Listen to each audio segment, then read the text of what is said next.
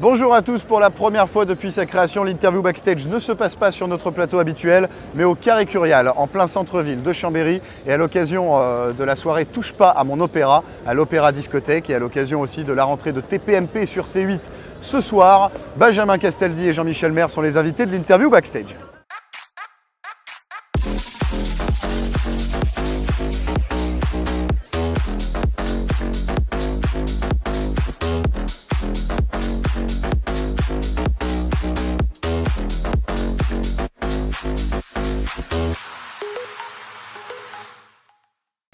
On retrouve Benjamin Castaldi qui est notre premier invité ce soir. Bonsoir Benjamin. Bonsoir. Jean-Michel Maire, évidemment. Ah bah, je ne savais pas vous dire. Alors tout de suite, ça fait toujours ça, les gens mettent plus de temps à t'applaudir toi que Benjamin? Oui, je sais pas, parce qu'ils déjà ils sont sidérés par ma beauté et du coup ils mettent plus de temps à applaudir après. On y croit tous, hein. Mais On bon, y croit moi, j'y tous. crois, en tout cas. Timothée Bertin, patron de l'agence Influence, est avec nous. Bonsoir. Tim. Et puis Elliot Gatier, DJ résident à l'Opéra Discothèque, est avec nous. Bonsoir. Bonsoir Elliot. Donc on se retrouve ce soir à l'occasion de la soirée Touche pas à mon opéra, donc à l'Opéra Discothèque. Ce soir pour le moment on est au Morito, qui est juste à côté de l'Opéra. Est-ce que tu peux nous parler déjà de ces deux établissements, Tim? On est au Carré Curial, on est à l'épicentre de la fête à Chambéry. L'épicentre de la fête. L'épicentre de la fête. Qu'est-ce qui va se passer ce soir? C'est quoi Alors, Touche pas à mon tout de opéra? suite, déjà, merci à Benjamin et Jean-Michel d'avoir fait le déplacement. C'était un plaisir. Et puis j'aimerais bien qu'on les applaudisse encore. C'est magique, c'est fort. C'est vrai qu'il y a plus une telle, crédible. il y a une alors. telle ambiance que C'est plus- c'est c'est plus dommage de crédible. ne pas en profiter. Et bien ce soir, c'est Touche pas à mon opéra. Soirée en partenariat avec H2O, organisée par Influence. On va faire la fête. Moi aussi j'ai des problèmes d'articulation, tu vois. Et Pourquoi toi aussi tu vis ski en fait dans les Benjamin. Et c'est Jean-Michel. Il est connu pour ça quand même. C'est vrai? Ah oui, oui, Non, voilà. non, pas du tout. Mais je Vas-y, laisse vas-y, parler, parle, il est vas-y, content. parle. Bah, tu m'as pas compris depuis le début là? Tu m'as pas compris? Soirée organisée donc par toi Hugo. En collaboration avec Tim et moi Animée bien par sûr. Hugo, oui. C'est vrai, c'est vrai. Et c'est un plaisir. Benjamin, Jean-Michel, est-ce que c'est la première fois que vous venez dans la région, en Savoie? Non. Chambéry? Non. Non. Quels sont vos souvenirs à tous les deux dans le coin? Moi, c'est que pour le ski. Je me suis arrêté à la gare et après j'ai pris un taxi ou un van pour aller skier. Et une ambulance pour repartir. Parfois, mais la ville, je ne connaissais pas du tout. Mais c'est très beau d'ailleurs. Et Benjamin, tu t'es cassé combien de fois la jambe déjà? Alors, je me suis cassé la jambe une première fois il y a 4 ans. Oui. Et je me suis cassé la jambe il y a 6 mois. Mais je pensais plus que ça. Ah non, ma moto était garée, je suis voulu monter comme un cow-boy du mauvais côté, Ouais. et j'ai voulu chevaucher ma Ducati, qui est une grosse moto, et elle m'est Ça tombée raconte. à l'arrêt sur la jambe. Et au ski. Et au ski, non.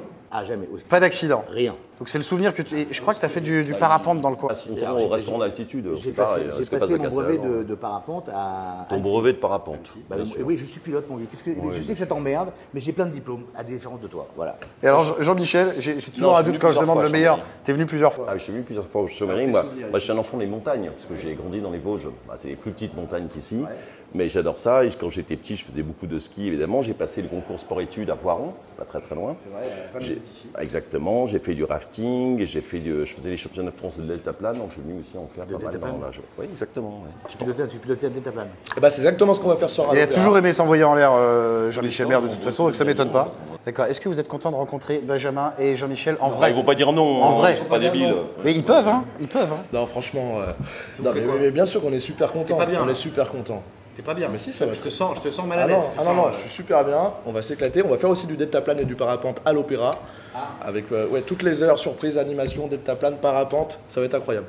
La C'est programmation. une soirée naturiste. On m'a dit que c'est une soirée oui. naturiste. Pendant l'after, on verra après. Non, on avait dit light. On avait dit light cette émission avec Benjamin, on avait dit light. Quel... Après, on peut rajouter des... Non, on rajoute rien. Non, rien. La programmation musicale avec Elliot. Alors ce soir, ça va être de tous les genres. Le but ici, c'est que tout le monde s'amuse. Donc on aime bien faire la fête. Ça va passer du Céline Dion aux musiques actuelles. Céline Dion en boîte de nuit? Bien sûr, Céline Dion en boîte de nuit. C'est qu'on est très fan ici. Ah oui, Céline, sous le vent. En fait, l'essentiel, c'est que les gens ils viennent ici au Carré Curial, dans les établissements en général, et en particulier à l'opéra, s'amuser. Le but, c'est Ah que... oui, on se faire chier, on reste chez soi. Bien sûr, on reste chez soi et on sort pas et on regarde un film et on va dormir. On regarde TPMP tranquillement. Quand avec- Isabelle Morini-Bosque vient, on mettait du Edith Piaf. Déjà, on installe un monte-escalier, Oui, parce qu'il y a des marches à faire pour monter à l'opéra. Et après, on met du Edith Piaf. Et ça va lui faire très plaisir à Isabelle, parce que je sais qu'elle va regarder. Je sais qu'elle regarde l'émission. J'étais encore avec elle la semaine dernière, donc je sais qu'elle regarde l'émission. Ça va lui faire très plaisir, en tout cas. Tu vas te faire insulter à la reprise de TPMP. Mais, évidemment. Et bah, tout de suite, c'est l'interview média à présent donc, de Benjamin et de Jean-Michel.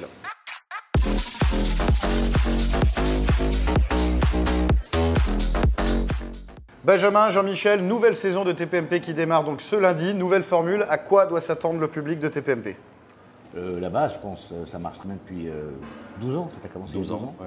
Je crois que tu étais dans les premiers chroniqueurs de la première émission. Première émission, 1er avril 2010. Ouais. Bon, à l'époque, il était journaliste sérieux et avec un background important de guerre, etc. Ouais, entre autres. Qu'est-ce qui s'est passé? Ah bah non, mais plus je vis, plus j'ai envie de m'amuser. Mais non, j'ai envie de m'amuser. Et je pense que cette année, ça va être 50% d'Arca, 50% sujet un peu d'actu, un peu chaud. Mais avec moins de politique. Bah oui, ça c'est l'avantage. Il n'y a plus de pression Oui, politique. il y aura moins de politique, mais je pense que ça va être toujours très collé à l'actu. Oui, parce qu'il y a une rentrée sociale qui va peut-être être agitée. Ouais, ça va être un peu compliqué. Donc du coup, ça va être, je pense, les débats vont être chauds. Ouais, je pense. Mais avec toujours beaucoup d'Arca quand même.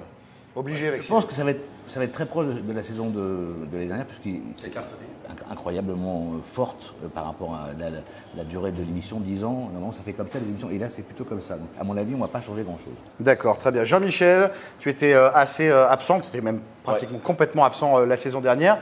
Qu'est-ce qui s'est passé? Et là, je crois que ça y est, c'est ton vrai retour dans l'émission, parce que tu as tourné les pilotes. Bah, pour être tout à fait honnête, j'en avais un peu fait le tour. C'est vrai qu'au bout de 11 ans, j'avais l'impression de tourner un peu en rond. Donc je continue à rester un peu. Je fais le 6 à 7 avec Benjamin. Je faisais l'émission TPMP ouvert à tous avec Agathe Pro le vendredi et TPMP People le samedi avec Mathieu Delormeau.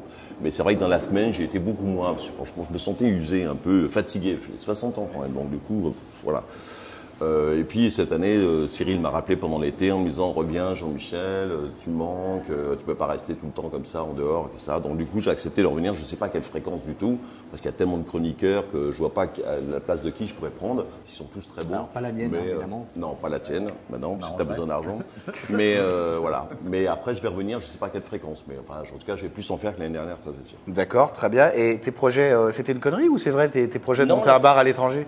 Ah oui, non, mais je dois toujours partir en Thaïlande, mais quand on me charrie toujours avec ça, mais parce que je suis dépendant d'un pote qui, lui, investit des fonds là-bas, donc on va partir à Phuket là-bas, mais ça peut être dans 2 mois, dans 4 mois, dans 6 mois, je sais pas, mais ça va se faire, je sais pas quand. Pas encore concret, mais c'est toujours en projet. C'est sûr, je finirai ma vie là-bas. Très bien. Benjamin, ton image, elle a changé au fil des années à TPMP, il me semble. En arrivant à TPMP, tu n'as pas la même image aux yeux du public qu'à l'époque de TF1, etc. Pour toi, qu'est-ce qui a changé? Moi, je me suis, en fait, plus lâché. Je me suis un peu rapproché d'un public que j'avais perdu, à savoir les jeunes.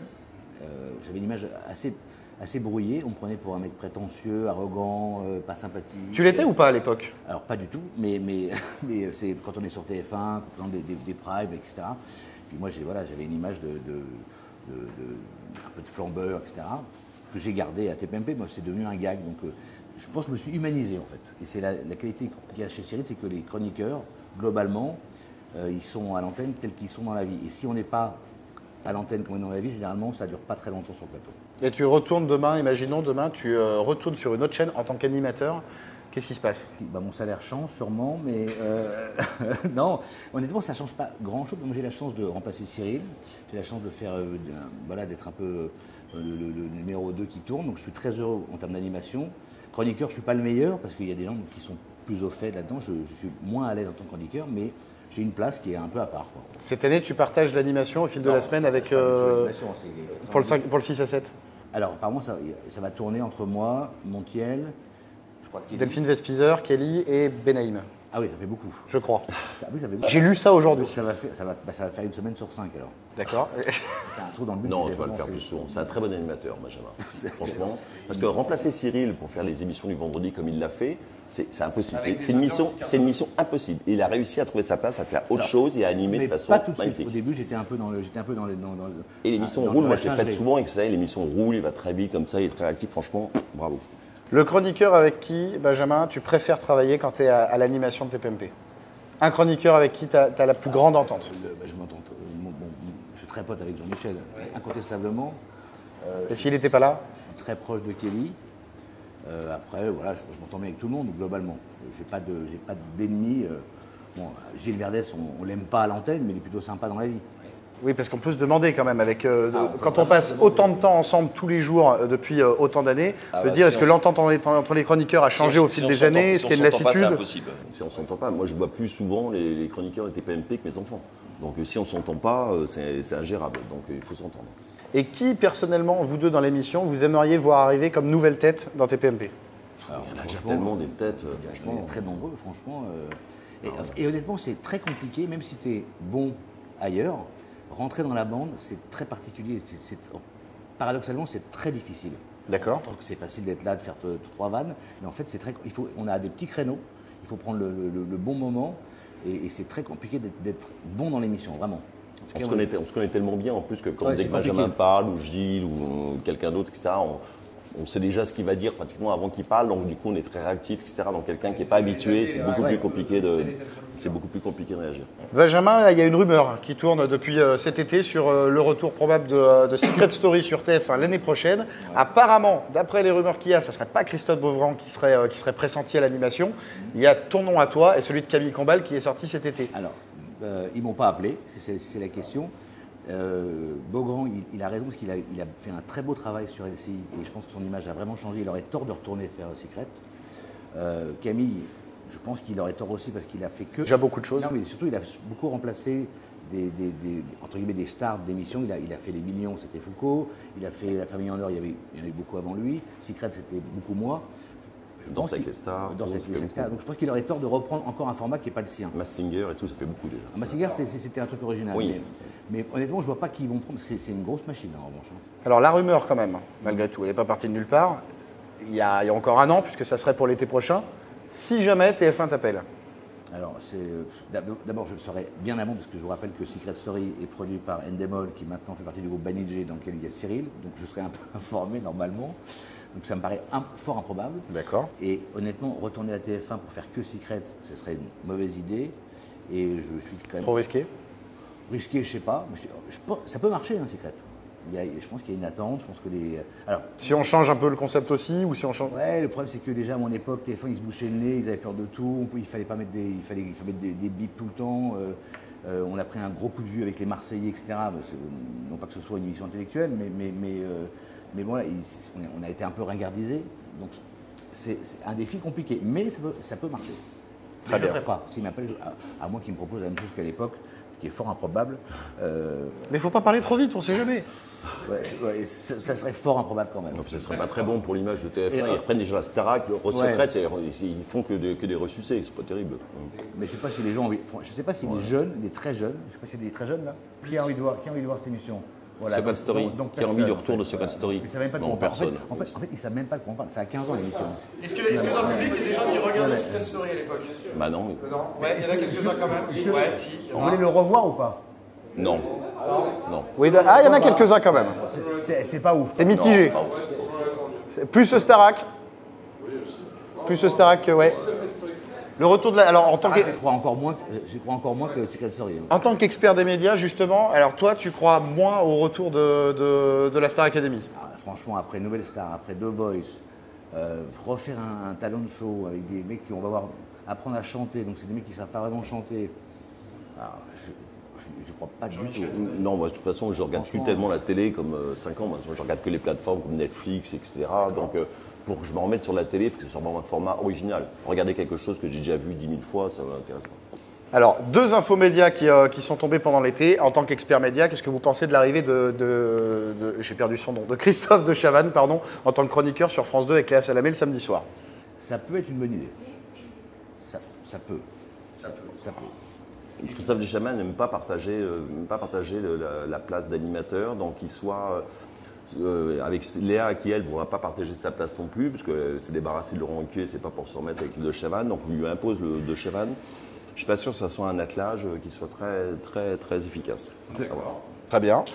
L'éventuel, parce que c'est pas encore signé, mais l'arrivée de Laurent Ruquier sur M6, on en pense quoi? Avec une émission, un talk show culturel? À mon avis, c'est fort probable. Ouais. C'est le même groupe qu'RTL. Voilà. Il y a sûrement de la place pour un talk show de dimanche soir, un peu ce que faisait Fogel avant. Ouais. Mais bon, je pense que c'est très probable. Oui, et puis il a vraiment sa patte, Laurent Ruquier. Ce qu'il a de génial, c'est qu'il fait une émission, on ne dit pas, on regarde Ruquier, on ne dit pas le nom de l'émission, on regarde Ruquier. Donc il y a vraiment, il peut aller sur la chaîne qu'il veut. Samedi soir d'ailleurs, à mon avis, sur M6. Parfait. Jean-Michel, un mot pour décrire Benjamin. Un super pote, super fidèle en amitié, très bon animateur. Très mauvais joueur de poker, et, très mauvais sportif, mais vraiment un pote en or. Quelqu'un qui est vraiment, que j'ai découvert grâce à l'émission, voilà, que j'avais très peu vu avant et qui est vraiment un mec génial. Benjamin, un mot pour décrire Jean-Michel. C'est un mec en or, un mec fidèle, un mec droit, qui n'est pas prêt à vendre son âme pour avoir plus à l'antenne, et ça c'est une qualité rare. En télévision, généralement, les gens sont prêts à vendre leur slip pour avoir une place. Et encore je dis slip pour être poli. Non, il est très fidèle et très droit. Très bien. Il était très rare en télé. Et enfin, à tous les deux, un mot pour décrire Cyril Hanouna. Alors Oula. là, Il a un nez incroyable. C'est un bosseur de ouf. C'est un bosseur de ouf. Il se lève le matin, prend les trucs qu'il fait, il regarde les audiences, etc., toutes les émissions, etc. Je pense qu'il n'y a pas quelqu'un qui connaît mieux la télé, les audiences, les courbes d'audience que lui. C'est un bosseur, parce qu'on le voit à l'émission en train de déconner, etc. C'est un bosseur de ouf. Il bosse, il joue au paddle, mais à côté de ça, il bosse tout le temps. Il n'y a que ça qu'il a. Même pendant les vacances, il bosse. Voilà. Et il sent les choses. Donc c'est le seul animateur qui. Benjamin, je pense que tu seras d'accord. Enfin, Benjamin aussi le fait aussi, mais lui, il est vraiment dans l'entertainment. C'est-à-dire que quand on fait l'émission, il y a un truc qui marche bien, etc. Il supprime tout le reste et puis il va en faire des tonnes sur ce truc-là, quitte à supprimer la moitié du reste de l'émission parce qu'ils sent les choses. Et ça, c'est incroyable. non, il est hors norme. Il y a que lui. C'est un mec qui peut faire effectivement 40 minutes, 50 minutes sur un petit truc. Sur une connerie. Une connerie, il peut partir en délire sur une fausse bar mitzvah, il peut partir en délire sur une fausse soirée disco. Ça, il est imbattable, un pro imbattable, un sensiné du direct. Et surtout, ce qui est ouf avec ce mec, c'est que c'est un garçon qui, pendant 15 ans, a ramé. Personne n'en voulait. Et il a retourné tout ça. Et maintenant, Et il en profite de façon saine du succès. Voilà. Il n'en profite pas, mais surtout, il a pas oublié. Mais il est dans son truc et c'est un pro comme j'en ai rarement vu. On est tous un peu des enfants de Chavannes et il est vraiment un cran au-dessus. Voilà. Parce que lui, il peut partir à l'antenne avec 3 mots ou même rien du tout. Il peut tenir 2 heures. Moi, je suis incapable. Et je pense qu'à part lui, personne ne peut faire ça. Très bien. On va continuer à présent avec la séquence habituelle, l'anecdote backstage de nos invités.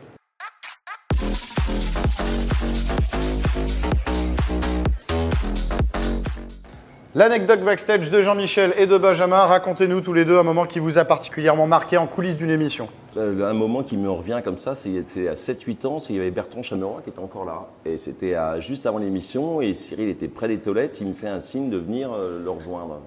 Je me demande un peu pourquoi. Il me fait rentrer dans les toilettes et il ferme la porte. Donc être enfermé dans les toilettes avec Cyril, bon, c'est pas très banal.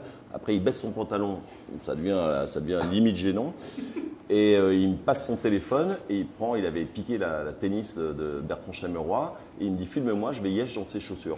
Et donc j'ai attendu qu'il pousse comme ça pendant 5 minutes et il a fini par yèche, un bel étron assez gros comme ça, dans la chaussure de Chameroy, mais bien moulé, bien propre, etc. Et après, voilà. Et après, il a eu un peu l'air mort parce que le soir, il m'a bombardé de messages en disant Jean-Michel, c'est une vraie connerie. Et efface la vidéo, si ça tombe entre des mains. Si, je l'ai effacé.